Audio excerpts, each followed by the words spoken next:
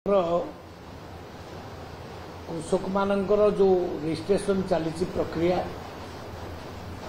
आमे डिसेम्बर 20 तारीख पर्यंत थिला ताकू बढ़ेकरी माननीय मुख्यमंत्री 25 तारीख पर्यंत करछन्ती तार डिजिटाइजेशन काम 30 तारीख पर्यंत चलिबो ये गोटे कथा।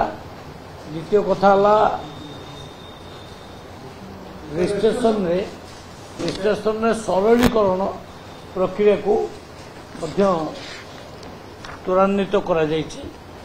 से बाबद गोटे फॉर्म सेल्फ डिक्लारेशन फॉर्म सेटा मध्य आम ऑलरेडी पठे दीचु माने सबू जिला को पठे दीचु। सी केवल एटी साइन करिकि चाषी माने से रजिस्ट्रेशन करें आउ आरआई पाखक जावाक पड़ो ना। तेणु मु भावुची या जो प्रकार तंबी तोफान चली से बंद हवा दरकार। रजिस्ट्रेशन एक्सटेंशन भी है टाइम एक्सटेंशन एवं सरलीकरण करागला। केवल सेल्फ डिक्लारेशन फॉर्म रे साइन करिकरी तांकर रजिस्ट्रेशन से ना वर्तमान से सब प्रक्रिया बंद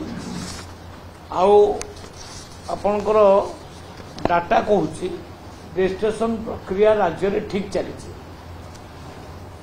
गत वर्ष आज डेट रे रजिस्ट्रेशन होता 13,79,660 किंतु यही वर्ष आज डेट रे 13,34,028 रजिस्ट्रेशन आज सकाल 11टा पर्यंत डाटा मु कहूँ सी 4 दिन अधिकार पूर्व रजिस्ट्रेशन होता गत थर एथरिक 4 दिन पर रजिस्ट्रेशन हो।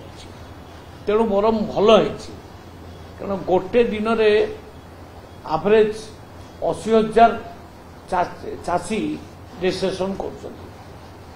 तेणु किसी कम है नहीं रजिस्ट्रेशन प्रक्रिया ठीक चली। कृषक माने भल रजिस्ट्रेशन कर 25 तारीख पर्यंत बढ़ीगला माने आहरी से माने आराम से करेंगे। कुछ